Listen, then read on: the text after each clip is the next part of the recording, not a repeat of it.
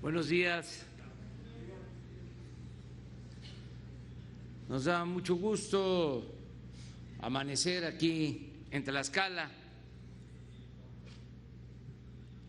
Ya llevamos a cabo la reunión de seguridad temprano y ahora vamos a informar, como lo hacemos todas las mañanas.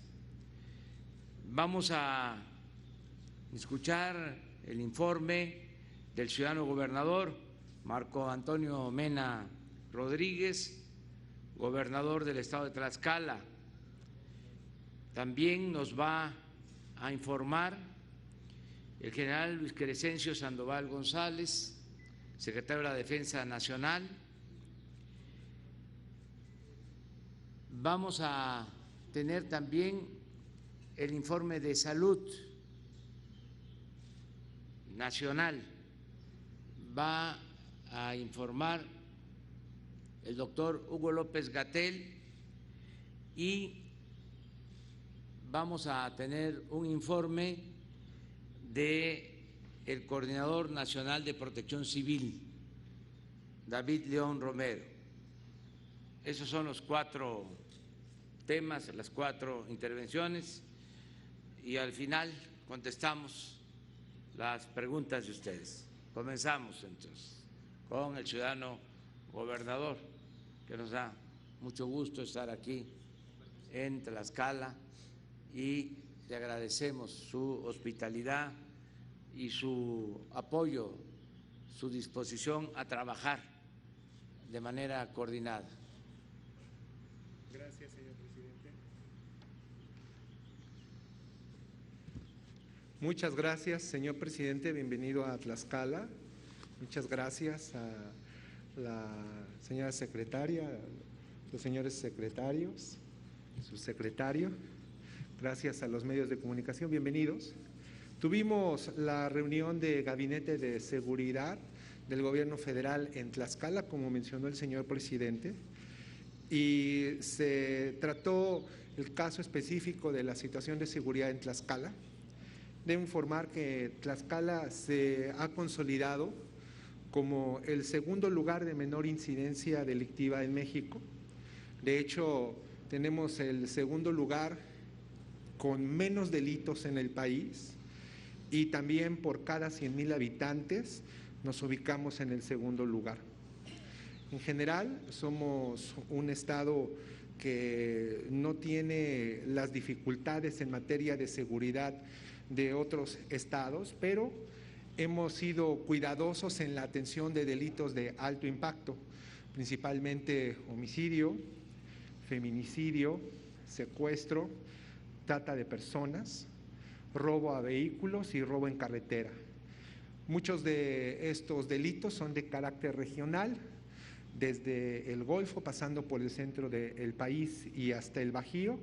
Y en el caso de Tlaxcala, debo destacar, agradecer y reconocer la disposición institucional del Ejército, la Guardia Nacional, la Marina, la Fiscalía General de la República, para que podamos como gobierno estatal cooperar y trabajar juntos.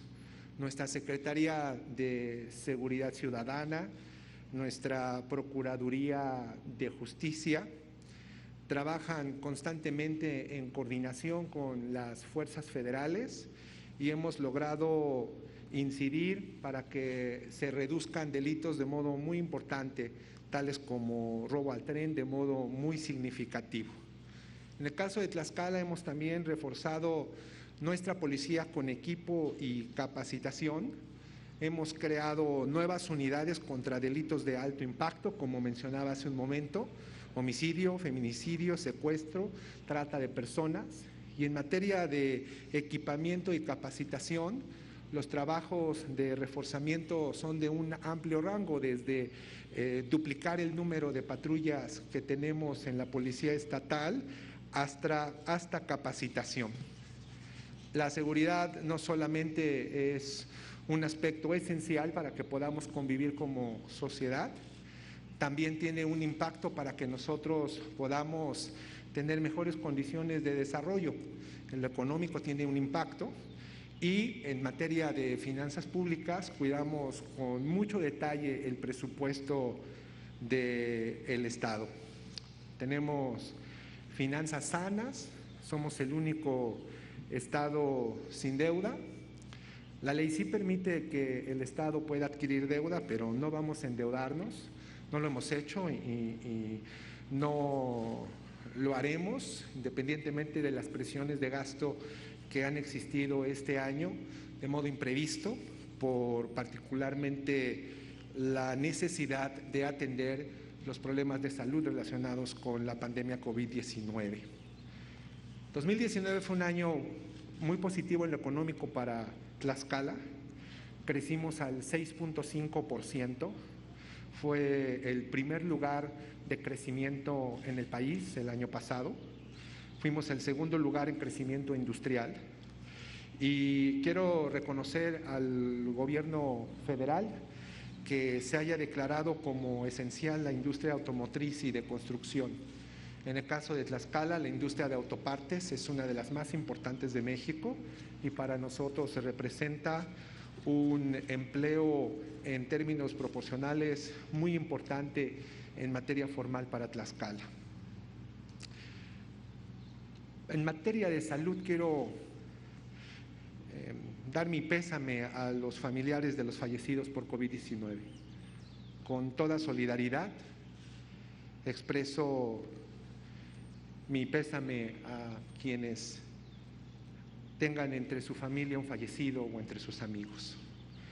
Quiero también reconocer la labor heroica del personal médico.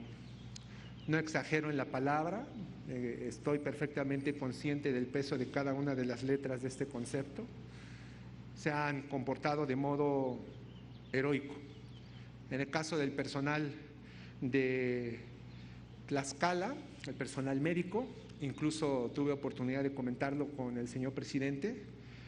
Quiero destacar que hemos tenido un impacto muy favorable en el tratamiento de particularmente los pacientes que se encuentran en terapia intensiva. Si bien en este momento Tlaxcala se encuentra en color rojo en el semáforo COVID-19 y estamos teniendo un incremento de contagios, también tengo que destacar que somos el quinto lugar en el país en recuperación de pacientes de terapia intensiva. En el caso del equipo médico de Tlaxcala, ha establecido un protocolo de manejo para que los pacientes en terapia intensiva puedan desinflamarse y sea posible entonces retirar el tubo. Hemos visto un impacto positivo en los pacientes y de hecho tuvimos un día que no tuvimos fallecimientos y hemos tenido días de un solo fallecimiento. Lamentabilísimos todos y en el caso de nuestra perspectiva de tratamiento esperamos que podamos seguir reduciendo el número de personas fallecidas. No únicamente estamos teniendo un impacto en recuperación entre quienes se encuentran en terapia intensiva, también en general nos encontramos entre los primeros estados. Hemos establecido una forma de contacto con las personas de mayor vulnerabilidad, que son quienes padecen diabetes e hipertensión, y las denominamos brigadas Cuídate.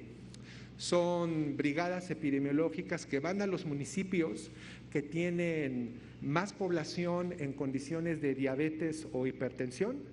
Vamos a sus casas, hablamos con ellos, revisamos si están controlando su enfermedad, les damos un tratamiento para que lo puedan hacer y hablamos con sus familias para dejar en claro que tienen una condición de riesgo mayor que el de la población en general. También hemos establecido el equivalente, pero en las empresas que han estado abriendo actividades, como en el caso de la industria automotriz a partir del 1 de junio, en donde cuando se abrieron 57 empresas en el caso de Tlaxcala, brigadas Cuídate en tu empresa, las llamamos, van a las empresas y junto con los trabajadores y la propia empresa ayudamos a identificar riesgos entre los trabajadores para poder reducir las cadenas de contagio y verificar las condiciones de precaución sanitaria. Quiero cerrar diciendo que ha sido un esfuerzo de todo tipo, muy intenso, particularmente presupuestal, que lo hemos hecho sin contratar deuda y así vamos a seguir. Queremos que la disciplina financiera y las finanzas sanas sean uno de los sellos positivos del Estado, independientemente de otras estadísticas que son como la que acabo de mencionar en relación a recuperación de pacientes en terapia intensiva y en general en el Estado en ascenso. Y quiero nuevamente agradecer al señor presidente su visita y su solidaridad con Tlaxcala. Muchas gracias y bienvenidos nuevamente a mi estado. Gracias, señor presidente.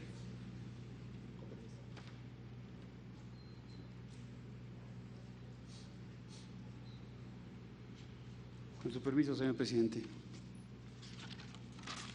Bien, si ponen la lámina, por favor.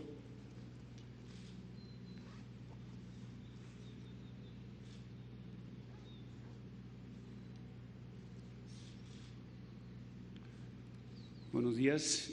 Bien, en cuanto a la situación de seguridad pública en el Estado que nos corresponde informar, aquí tenemos en lo que es el Estado se cuentan con 60 municipios y de estos municipios los 5 que se ven aquí en la pantalla, que son Tlaxcala, Huamantla, Apizaco, San Pablo del Monte, Xiautempan, son los que tienen mayor número de población y coinciden con los lugares donde se presentan eventos delictivos. Estos eventos delictivos, dentro de la situación que ya se lo comentó el señor gobernador, un índice muy reducido de delictividad. Enseguida, por favor. Esta incidencia delictiva, como también se citó, todos los delitos están a la baja. Si tomamos en consideración la suma de esta actividad delincuencial, tiene el 31 lugar el Estado. Hay un delito que se identifica dentro de la información del Secretariado Ejecutivo de Seguridad Pública como en aumento, que es el secuestro, pero aunque es aumento, pero no es un aumento pues considerable, sino tienen un historial muy reducido de secuestros, en donde en el 2019 de ir a un secuestro suben a 2, 3, va variando aquí en el 2019 y en el 2020 lo máximo son 3 en enero y ahorita en abril tienen 2, entonces por eso es el delito que está en incremento, pero el incremento no es tan sustancial. La que sigue, por favor. En homicidios dolosos por entidad federativa, el Estado tiene el lugar número 28, con 200 homicidios, la media es 1.301. Y si tomamos en consideración estos homicidios dolosos por cada 100,000 habitantes, el Estado está en el lugar, la que sigue, por favor, número 23, con 15.71, siendo la media de 37.24. La incidencia es sumamente reducida en forma general. En esta incidencia, aquí tenemos 17 municipios en donde se presentan eventos delictivos, pero como ya cité, los 5 principales, el que tiene la cabeza es Tlaxcala, con 482 eventos, y lo que sí se centra en la parte del centro del Estado hacia el sur es donde se ubican la incidencia delictiva. La siguiente, por favor. En cuanto a fuerzas de seguridad pública del Estado, se tiene un efectivo de 3.781 elementos entre la Policía Estatal y las policías municipales, y si comparamos esta cantidad con el promedio que establece la ONU que debe de tener los estados en relación a a población. La diferencia es muy poca, el déficit es de 38 elementos, se pega a esos parámetros internacionales. En cuanto a fuerzas de seguridad del Estado presentes aquí, tenemos un despliegue operativo de 2.044 elementos de la Secretaría de la Defensa que apoyan las operaciones y 307 elementos que están desplegados en todo el Estado.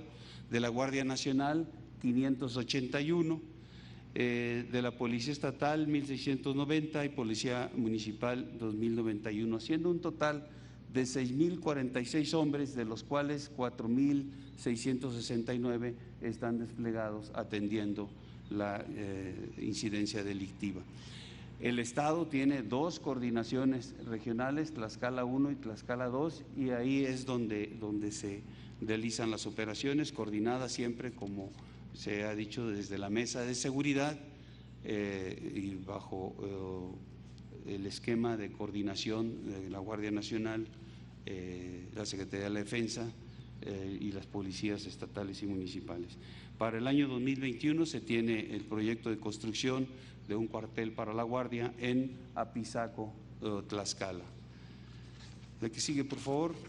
En base a esta reducida incidencia delictiva, también los aseguramientos no son grandes cantidades. Resaltan las 23 armas entre cortas y largas, 195 tomas clandestinas para el robo de combustible, 18 para las tomas clandestinas de gas, el aseguramiento de 86,000 litros de combustible y 18,300 de gas, 190 vehículos terrestres y 100 detenidos.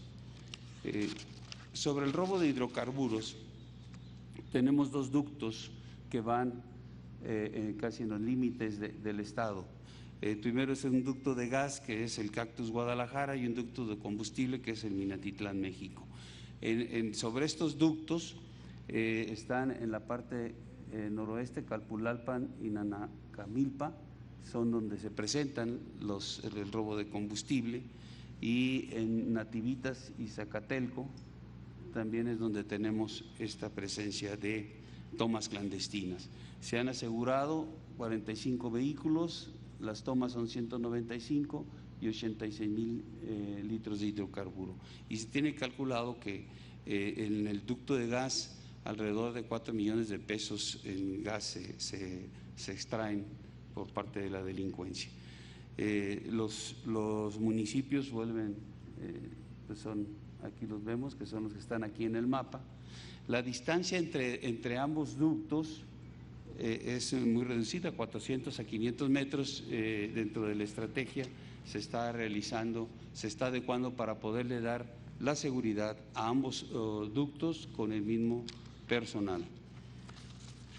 En el ámbito de la atención a la emergencia sanitaria COVID, personal de la Guardia Nacional, de la Secretaría de la Defensa, se han realizado algunos apoyos que va en el traslado de 280 kilogramos de medicamento, equipo y vestuario, seguridad de instalaciones, tenemos 6 instalaciones a las cuales se les da seguridad, apoyo de atención a familias, al patrullaje en diferentes áreas, y tenemos 3 fuerzas de reacción para atender alguna emergencia que tenga el Estado. En total empleamos 259 elementos en estas actividades.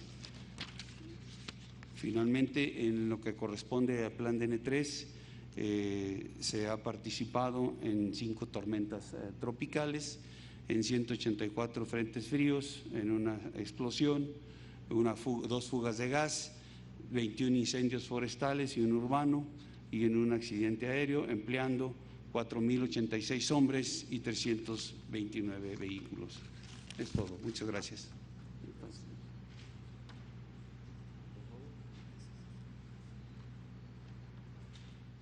Buenos días, con su permiso, señor presidente, señor gobernador Mena, secretarias, secretarios, comandante, coordinador. Muy buenos días tengan todos ustedes. Voy a presentar de manera sintética el comunicado técnico sobre la epidemia de COVID-19 en México, utilizando la información más reciente y destacando el componente del semáforo. La siguiente, por favor.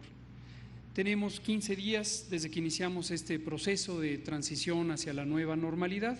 Aquí recordamos que la nueva normalidad quiere decir exactamente eso, una nueva forma de relacionarnos con un riesgo sanitario. La epidemia de COVID es una epidemia que permanece todavía activa, que durante varias semanas seguirá activa en México y posiblemente durante varios años va a seguir activa en el mundo. Y en la medida en que siga activa, tenemos que tener una manera diferente de relacionarnos con el virus, con la fuente de contagios y en general con la manera en que protegemos nuestra salud. Es por esto que en este planteamiento de la nueva normalidad destacamos la importancia de que cada uno de los miembros de la sociedad incorpore elementos básicos de higiene y prácticas de disminución de riesgos para que podamos incorporarnos a actividades muy sustantivas de nuestra vida pública, pero manteniendo un riesgo bajo. La siguiente. Aquí tenemos la representación del semáforo que empezó a estar en funciones desde ayer, lunes 15 de junio, y completará su ciclo el próximo domingo 21 de junio. La idea básica de este semáforo, como se ha explicado, es representar a las entidades federativas de acuerdo a las tendencias de la curva epidémica, tanto de casos sospechosos de COVID como de hospitalizaciones por infección respiratoria aguda grave, así como la proporción del sistema local de salud que se encuentra ocupada y la proporción de personas que tienen confirmación por laboratorio del virus que causa el COVID. Podemos ver que la mitad de las entidades federativas se encuentran en semáforo naranja y es importante prestar atención también al triángulo o cuadro que se encuentra sobreimpuesto sobre la silueta de la entidad federativa que representa la tendencia de cambio respecto a estos indicadores. En el caso de Tlaxcala se encuentra en este momento en color rojo y tiene una tendencia ascendente en algunos de los indicadores, pero ciertamente, como comenta el gobernador Mena, en algunos indicadores fundamentales que no son parte del semáforo, pero son muy importantes para evaluar la calidad y capacidad, así como oportunidad de atención, como lo es la mortalidad. Tlaxcala se encuentra en una fase sostenida de descenso, lo cual es un signo muy positivo. Y felicitamos al Estado de Tlaxcala por esta capacidad. La siguiente. Quisiera destacar algunos de los cambios que pueden ocurrir con las actividades públicas cuando se transita al semáforo en color naranja. Aquí podemos ver de izquierda a derecha y de arriba a abajo, la ocupación hotelera en semáforo naranja puede aumentar con un aforo hasta del 50%. Esto se refiere no a una ocupación completa de la mitad de los hoteles disponibles, sino a que cada uno de ellos mantenga 50 o menos por ciento del aforo permitido. Aquí, con este ejemplo concreto, pero aplica a todos los demás, recordamos que la utilidad principal de estas medidas es reducir la congregación de personas en el espacio público. O visto de otra manera, tener un aprovechamiento más extenso del espacio público, tal como se visualiza en la audiencia aquí de las periodistas y los periodistas que nos acompañan, que mantengamos la sana distancia. Hay que mantener un distanciamiento físico, pero desde luego, muy importante, una cercanía de solidaridad y cooperación sociales. Lo mismo los establecimientos comerciales que venden alimentos preparados, los restaurantes, cafeterías, pueden con el semáforo naranja empezar ya a tener aperturas, pero con un aforo limitado hasta el 50%. Algunos servicios a domicilio, como las peluquerías, barberías y otros servicios de asistencia a la higiene personal, se pueden empezar a activar, pero también preferentemente con la mitad del aforo disponible y también buscar que sea por citas para evitar congregaciones. En los parques públicos también ampliamos en el semáforo naranja su uso hasta el 50%, destacando que es preferente utilizar parques locales. Dos indicadores o dos variables son las más relevantes que determinan el riesgo de persistencia o rebrote. Son el número de personas en el espacio público a un mismo tiempo y la movilidad que tengan estas personas. De manera que cuando hablamos de estas activaciones de la actividad económica y social, no perdamos de vista la importancia de transitar pequeñas distancias. Mantengámonos en nuestro barrio, en nuestra comunidad, en nuestra colonia, todo el tiempo que sea posible y preferentemente, cuando esto es posible, mantengámonos en nuestra casa. En otras actividades como la provisión de alimentos e insumos básicos, se amplía a 75% el aforo posible, pero preferentemente reduciendo la utilización por parte de familias a un miembro de la familia. Definitivamente en el semáforo naranja permanece restringido a la totalidad el uso de espacios públicos de audiencia para eventos deportivos y otros que implican grandes congregaciones. En la siguiente podemos ver gimnasios y otros servicios de recreación individualizada en espacios cerrados se pueden ampliar hasta el 50% en el semáforo naranja y preferentemente también que sea por citas.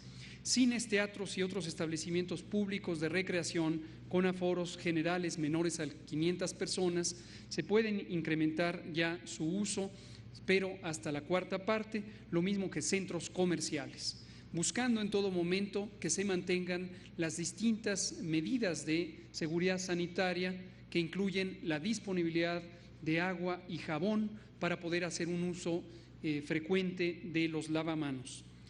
Templos de culto y actividades religiosas se podrían abrir también ya en semáforo naranja, buscando igualmente aforos de 25% que permitan el distanciamiento físico. Y por último, espectáculos masivos o ferias, festivales, conciertos con aforos superiores a 500 personas deben permanecer cerrados o cancelados, pospuestos durante el semáforo naranja, igual que bares, centros nocturnos y otros sitios de recreación que implican la convivencia cercana en términos físicos. Veamos rápidamente el informe técnico con las estadísticas de COVID. A nivel mundial tenemos a la región de América con 54% de los casos que se presentan en los últimos 14 días. Recordar que estos 14 días son importantes porque es la parte activa de la epidemia. El resto de la suma de casos, que a nivel mundial supera los 7.823.000, son los casos históricos, los casos acumulados, que prácticamente la totalidad ya no tienen enfermedad, ya no son una fuente de contagio. Sí lo son 22% de ellos, que son 1.742.000, y la tasa de letalidad global está en descenso a nivel mundial con 5.5% en promedio. En el caso de México, la epidemia empezó el 28 de febrero y desde entonces a la fecha se han confirmado y notificado 150.264 personas que han tenido COVID.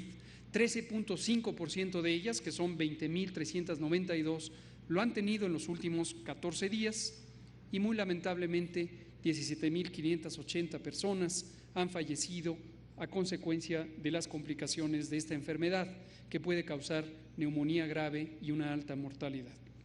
La siguiente, por favor.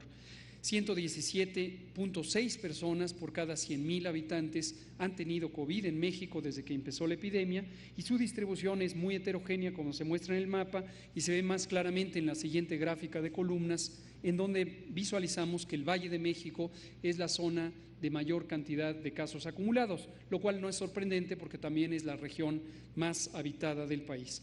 En la siguiente vemos, sin embargo, que para los casos recientes, para estos 20.392, que también tienen una distribución heterogénea, en la gráfica de columnas podemos ver en la siguiente diapositiva que la región del Valle de México ocupa un poco más de la tercera parte, seguida de Jalisco, Puebla, Tabasco.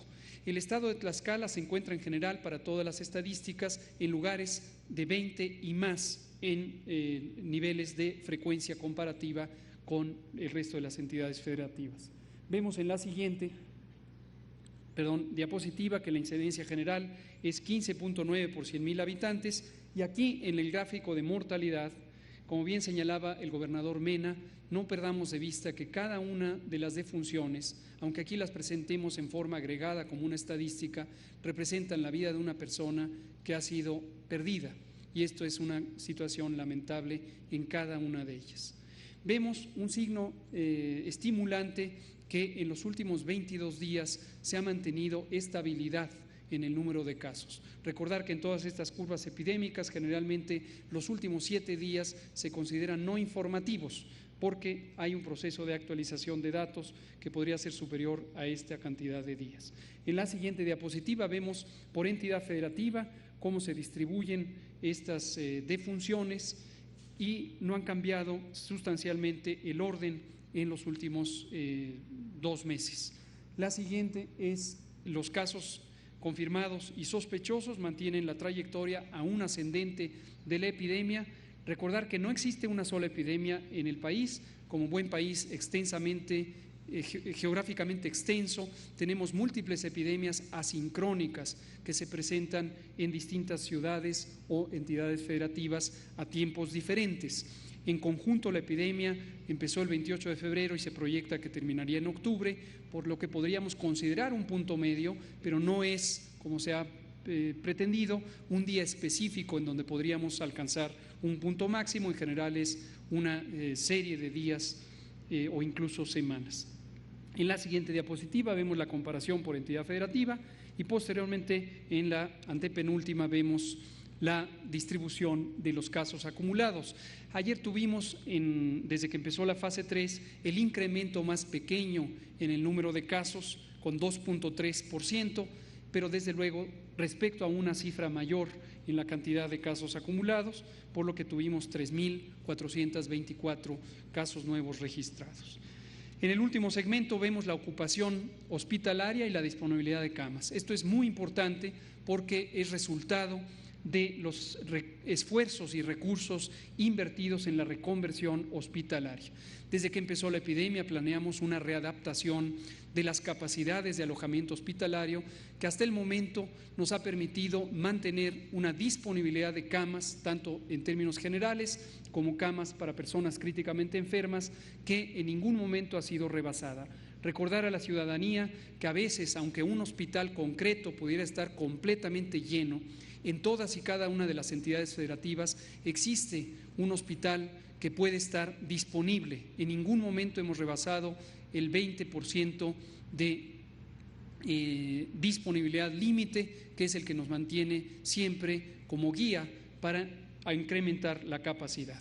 Vemos que tenemos hoy 802 hospitales designados para la atención COVID. De ellos, 45% de las camas se encuentran ocupadas en las camas generales y 39% de las camas de terapia intensiva. Las vemos finalmente en estos 2 gráficos de columnas. En las camas de hospitalización general, en el extremo derecho de la gráfica es la cifra nacional, 45% de ocupación, y si seguimos la gráfica de izquierda a derecha, lo vemos por las distintas entidades federativas. Vean ustedes que Tlaxcala está con 53% de ocupación, o visto en sentido positivo, aún tiene 49% de disponibilidad. En la siguiente diapositiva vemos las camas para personas críticamente enfermas, donde la cifra nacional es 39% en el extremo derecho de la gráfica, y en el extremo izquierdo en adelante vemos la ocupación de las distintas entidades federativas. Tlaxcala tiene 63% de disponibilidad de camas para personas críticamente enfermas. Y la última gráfica ilustra justamente lo que comentamos.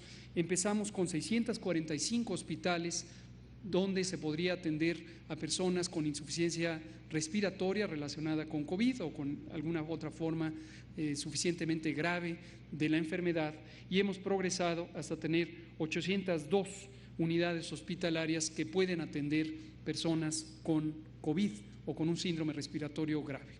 Presidente, con permiso.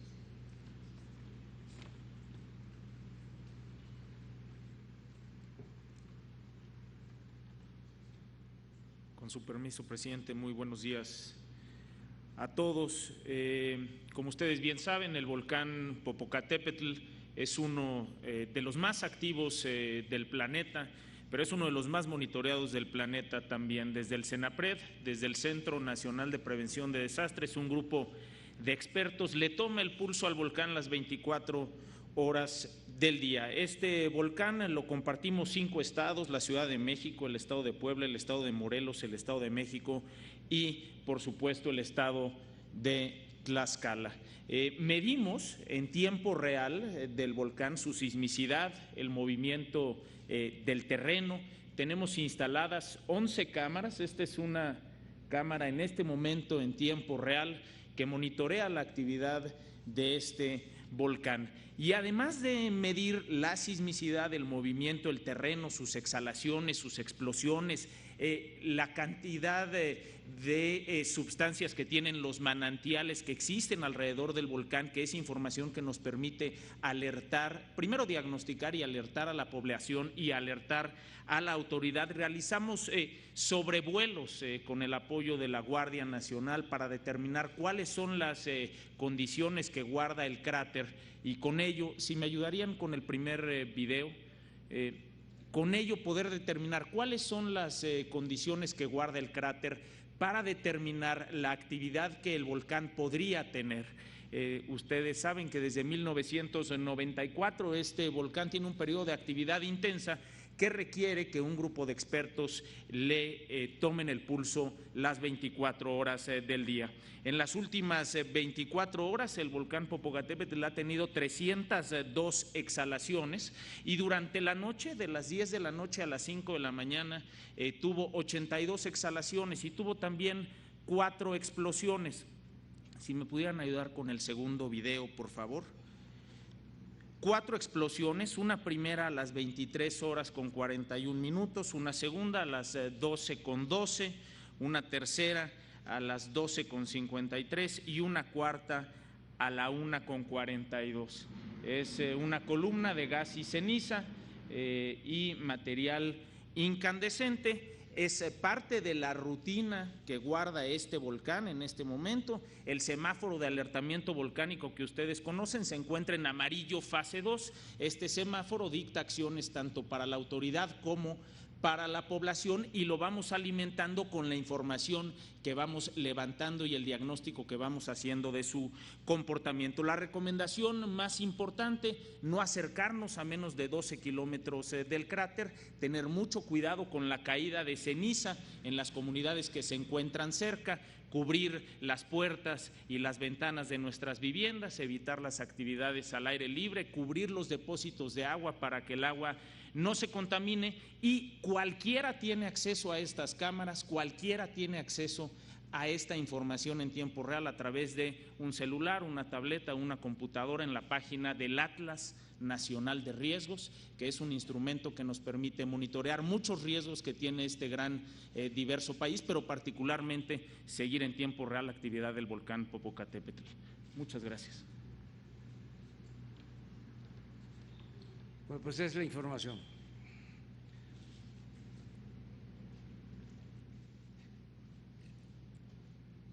Gracias, buenos días, presidente, buenos días a todos. Varias preguntas.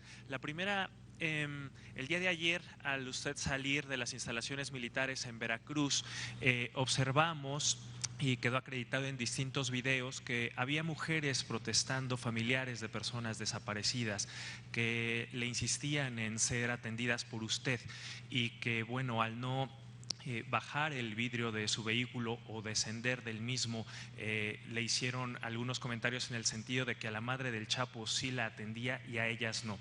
¿Qué les dice a estas mujeres? Si usted las atendería, si usted se vería con estas personas, familiares de personas desaparecidas, y una de sus planteamientos era la renuncia de la titular de la CEAP. Si se ha considerado un escenario de esta naturaleza, entiendo que es un cargo que da el Senado, pero que pudiera abordarse en este tema. Bueno, se está atendiendo todos los días, atendemos a ciudadanos y en este caso a familiares de víctimas de la violencia. La Secretaría de Gobernación tiene esa encomienda, inclusive hay una protesta enfrente de Palacio y se está atendiendo. Ayer hubo en efecto este incidente porque no puedo, por la sana distancia, exponerme ni exponerlos a ellos. Lamento mucho que esto haya pasado. Es muy incómoda, entre otras cosas, esta situación de cuidado y de sana distancia. No podemos acercarnos mucho, no es recomendable.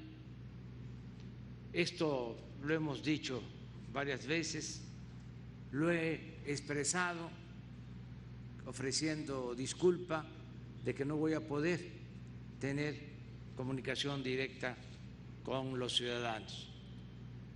Sin embargo, se atiende a todos y se respeta a todos. Ahora, la prensa, no todos desde luego, pero los voceros del conservadurismo, la prensa conservadora, está muy atenta de todo lo que hago. Si bajo el vidrio, ¿por qué bajo el vidrio? Si saludo, ¿por qué saludo? Si no saludo, ¿por qué no saludo? Todo. Esto seguramente salió en el Reforma, que es el boletín del conservadurismo en México, y a lo mejor hasta en algún periódico extranjero, porque están igual, muy molestos con nosotros por la transformación que se está llevando a cabo en el país. Como ya no mandan los potentados en México, como ya no se permite la corrupción, están muy molestos. Y estos medios que callaban cuando saqueaban al país, pues ahora son opositores. Eso es lo que está sucediendo. Tengo que andar brincando obstáculos, evadiendo el acoso, evitando caer en provocaciones, porque están muy encorajados, muy enojados. Entonces, les vuelvo a decir, vuelvo a llamar a la calma, a que se serenen los del periódico Reforma y otros medios, y que entiendan que nosotros ganamos o triunfamos porque el pueblo nos dio su confianza para transformar a México, para acabar con la corrupción, y que a los que ellos defienden, me refiero al Reforma, que defiende a grupos de intereses creados y a otros medios de comunicación nacionales y extranjeros, pues que no vamos nosotros a dar ni un paso atrás, porque tenemos el compromiso de transformar al país, de desterrar la corrupción de México. Vamos a acabar con la corrupción. Entonces, no vamos a titubear, vamos a continuar transformando y se termina el saqueo. Ahora hay inconformidad porque las empresas eléctricas particulares, extranjeras, sobre todo las españolas, tenían el gran negocio de cobrar a precios elevadísimos la energía eléctrica, se les tenía que pagar hasta subsidios, estaban en un plan en contubernio con las autoridades para destruir así a la Comisión Federal de Electricidad, a la empresa pública de México, de la nación. Entonces, estamos poniendo orden. Ya México no es tierra de conquista y eso los tiene muy molestos. La otra cosa que molesta mucho a los del periódico Reforma es que sus patrocinadores, que antes no pagaban impuestos, ahora tienen que pagar impuestos, como todos los mexicanos. Entonces yo entiendo todo esto, por eso hay estos ataques diarios como nunca se había visto, pero vamos a resistir. Tenemos mucha fortaleza. No solo es fortaleza política, es fortaleza moral. Ese es nuestro escudo protector. Cuando se actúa con integridad, con honestidad, cuando se trabaja en beneficio de los demás, se tiene autoridad moral y autoridad política. Por eso vamos a continuar con esto. Si me permite un par de cosas más, presidente. La primera, el día de ayer hacía mención en el evento que encabezó en Perote sobre esta comparación que hacía entre la posibilidad que da Sembrando Vida con los empleos que daría a la empresa Ford en la entidad. Hubo críticas en el sentido de por qué comparar un programa social que da apoyos a beneficiarios con dinero del gobierno con empleos formales que daría una empresa. Y en este mismo sentido, ¿qué le respondería al presidente del PAN, quien emitió un tuit diciendo que lo que se requieren son empleos formales, no dádivas? Pues es lo mismo, es contestarle al presidente del PAN y contestarle al Reforma, porque la nota también la manejó el Reforma. Yo lo que expliqué y sostengo es que el programa Sembrando Vida significa dar muchos empleos y es relativamente poca la inversión. En un país como el nuestro, en donde hacen falta empleos, tenemos que procurar la creación masiva de empleos, el uso intensivo de la mano de obra. No solo uso intensivo de capital, porque puede establecerse una planta de la Ford, volviendo al ejemplo, moderna,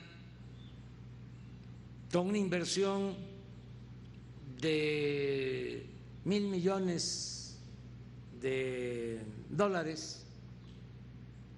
pero automatizada, manejada con robots y que ocupe 1,000 empleos. Eso sucede. El programa Sembrando Vida tiene una inversión de un poco más de $1,000 millones, 26,000 millones de pesos. pero le da trabajo a más de 400,000 sembradores. Claro, no es el promedio de lo que gana un trabajador de la industria automotriz o el promedio de lo que gana un trabajador inscrito al Seguro Social. Un trabajador promedio inscrito en el Seguro Social obtiene 12,000 pesos mensuales.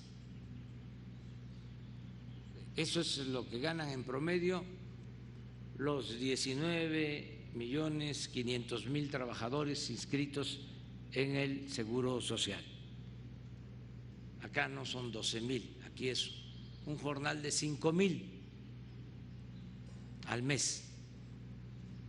Pero estamos hablando de más de 400,000 trabajadores. Y además, esos 400,000 trabajadores están plantando árboles, árboles frutales, maderables, 1,000,000 de hectáreas. No hay en el mundo un programa así. Ese fue el ejemplo que puse y no les pareció, porque no les gusta nada. Claro, el decir que esto es una dádiva, pues eso es muy característico del conservadurismo. Para los conservadores neoliberales que dominaron México en los últimos tiempos, todo lo que se le destina al pueblo es populismo, es paternalismo, son dádivas. Lo que le destinaban a los de arriba cuando ellos estaban en el gobierno, el FOAPROA, el convertir las deudas privadas de unos cuantos en deuda pública, el que no pagaran impuestos a las grandes corporaciones empresariales, eso le llaman fomento, eso es inversión, eso es empleo formal, eso sí es crecimiento. Tenemos visiones distintas, entonces existen estas posturas, no tampoco debe de extrañarnos. Los del PAN votaron en el Congreso, en la Cámara de Diputados, para que no se aprobara la pensión a los adultos mayores, para que no se le entregara pensión a los adultos mayores. Votaron en contra para que no se entregaran pensiones a niñas y a niños con discapacidad.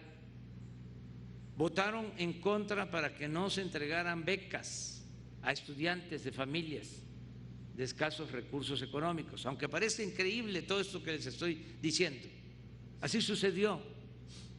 Votaron en contra de que se entregaran de manera gratuita los medicamentos,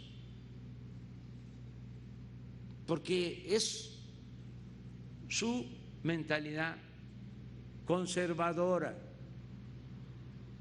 Nada más que la gente quiso votar por nosotros, quiso que en México se lleve a cabo una transformación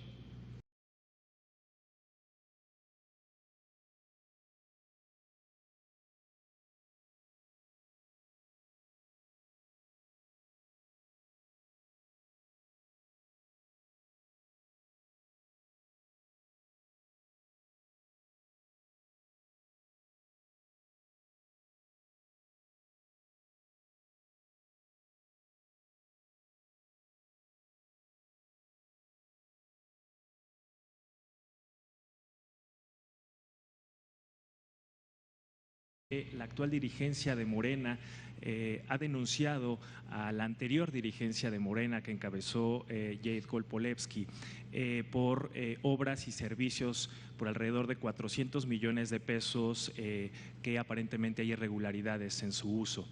Desde su punto de vista, con motivo de estas denuncias públicas que ha hecho la actual dirigencia de Morena, ¿podría decirse que también hay corrupción en el partido que usted fundó?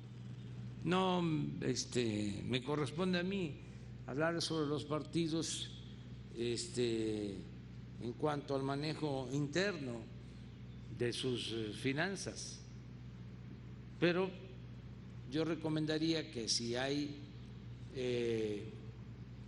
pruebas de irregularidades, de casos probables de corrupción, que se presenten denuncias y que la autoridad competente lo resuelva y que cuidemos todos que no haya corrupción en México, que no se permita la corrupción, que limpiemos de corrupción al país. Ese es el propósito principal de este gobierno. Por eso, repito, es el coraje de los que no querían dejar de robar y pensaban que lo que decíamos nosotros en las campañas, porque fueron varias, era demagogia. Hubo un tiempo en que se distorsionaron las cosas y algunos llegaron hablando de que eran de izquierda o presumían ser de izquierda, decían que el poder se agarraba con la izquierda, pero como el violín se tocaba con la derecha. Es decir, cuando se llegaba al gobierno, ya el que había expresado ser de izquierda para ganar votos, llegaba al gobierno y se derechizaba, se hamburguesaba. Pero eso no es el caso de México. Nosotros somos consecuentes y lo que estimo más importante en mi vida es la honestidad. No engañamos a nadie y todo lo que dijimos es lo que estamos haciendo. Si ustedes revisan mis textos, el último libro, pero el que escribí también hace 20 años, es exactamente lo mismo. No he cambiado. Entonces, pensaron de que nos íbamos a fascinar con el gobierno y que iba a haber una especie de regodeo en el poder, que nos iba a envolver la parafernalia del poder y que para que el Reforma nos aplaudiera o los medios que se dedicaban antes a quemar incienso a los gobernantes, nos alabaran, íbamos a cambiar. Pues no podemos traicionar al pueblo, no le podemos fallar al pueblo. Imagínense que llegamos y entre otras cosas encontramos que no pagaban impuestos. Imagínense cuánta injusticia, que un indígena, un campesino, un obrero, un profesional, ustedes, un pequeño comerciante, un pequeño empresario, tengan que pagar impuestos. Y los de mero arriba, porque ayudaban a los candidatos a ganar, les daban dinero, mandaban y les condonaban los impuestos. Entonces es una gran injusticia. ¿Qué decidimos? Se cancela, se prohíbe la condonación de impuestos y ahora tienen que pagar los intocables. Y estamos obteniendo por eso muy buena recaudación. ¿Para qué? Pues para devolverle al pueblo lo que le corresponde, para que haya justicia. Así se están financiando los programas de bienestar. Lo otro, ahora con lo de la energía, ¿saben cuántas empresas tiene Iberdrola de España? ¿Cuántas plantas de generación de energía eléctrica? 20. Domina casi la mitad del mercado de la energía eléctrica particular en el país. Por eso, una ex secretaria de Energía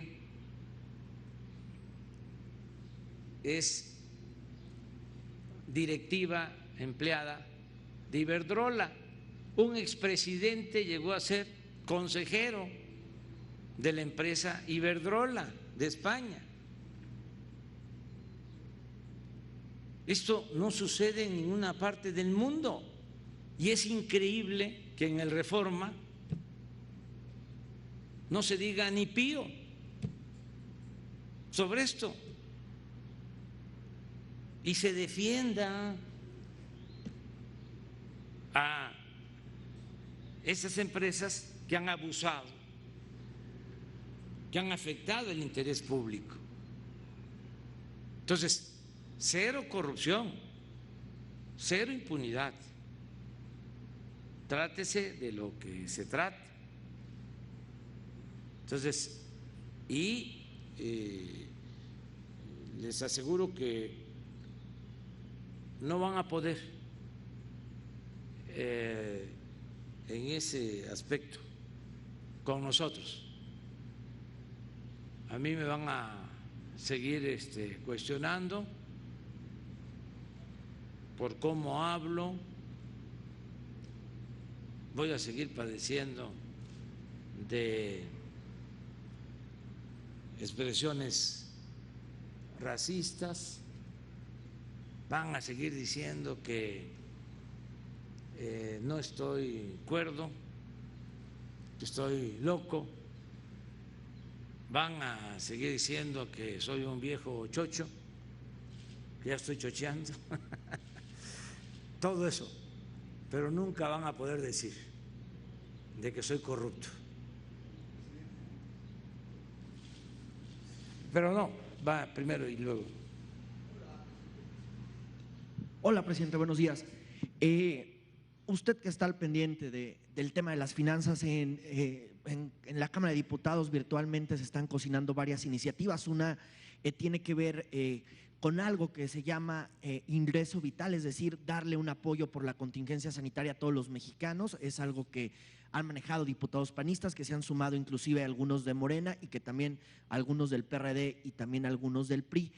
Mi pregunta aquí es, ¿qué tan viable es que se pueda dar eso? Y sobre todo también una iniciativa más que también se está cocinando es reducir el IVA del de 16 al 10%. ¿Qué tan viable es eso para el gobierno? ¿Se puede o es parte, pues sería algo como de política? ¿Cómo ve este asunto? Es politiquería del PAN. Acabo de decir, y se puede probar, que votaron en contra de la reforma al artículo 4 constitucional para entregar las pensiones a los adultos mayores y ahora salen con que quieren apoyar.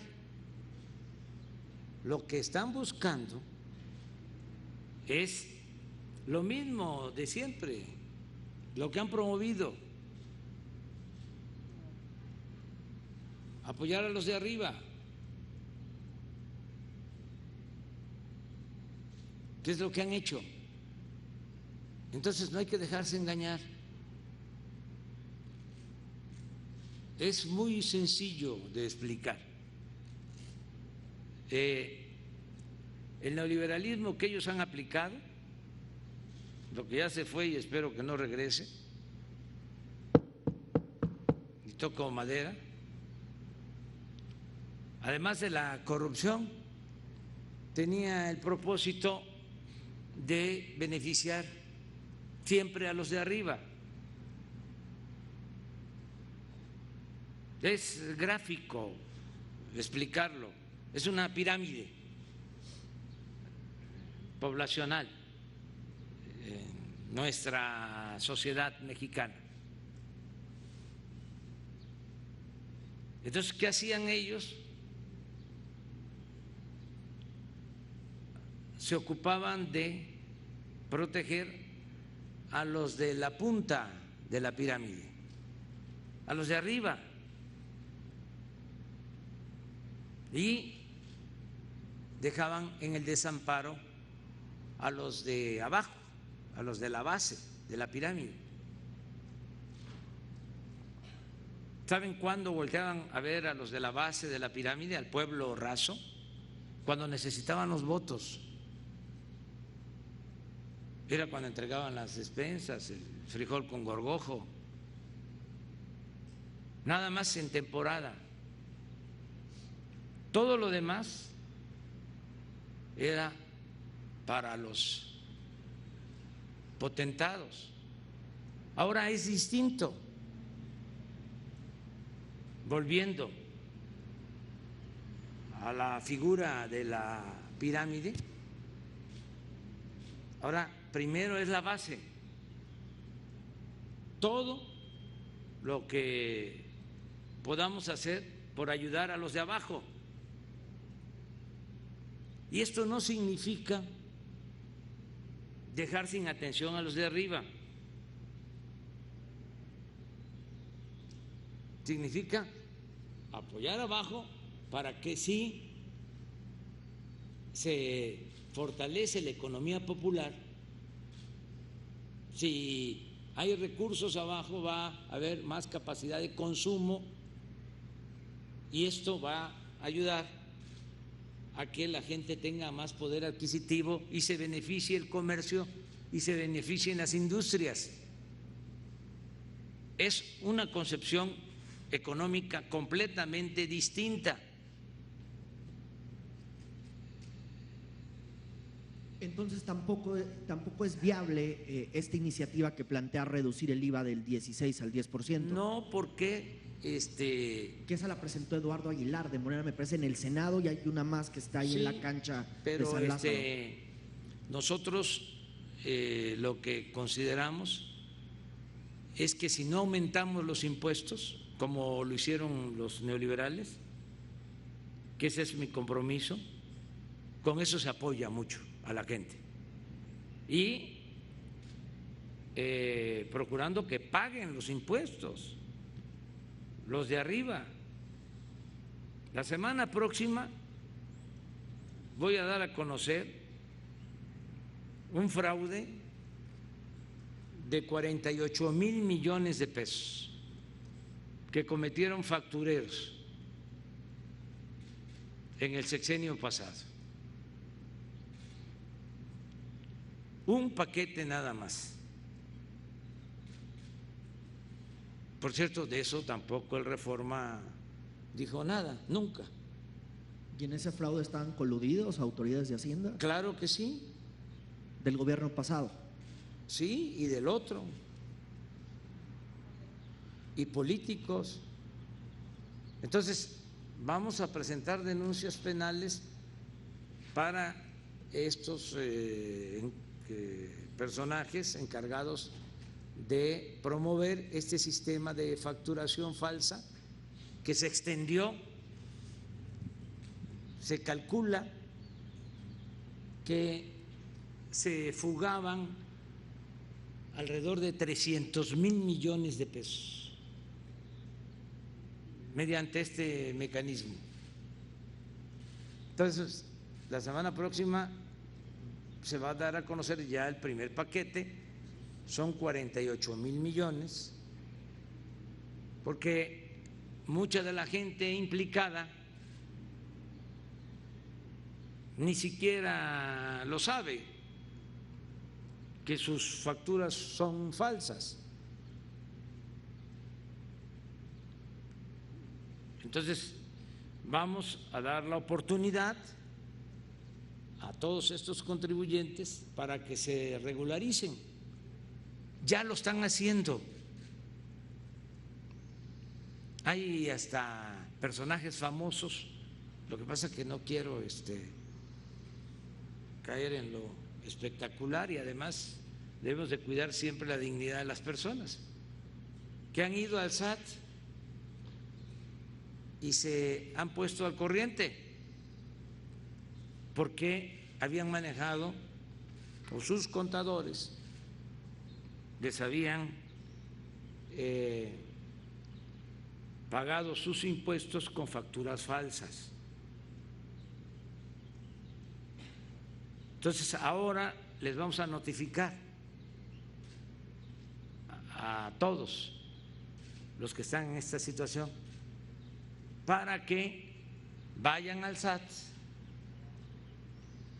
y se pongan al corriente.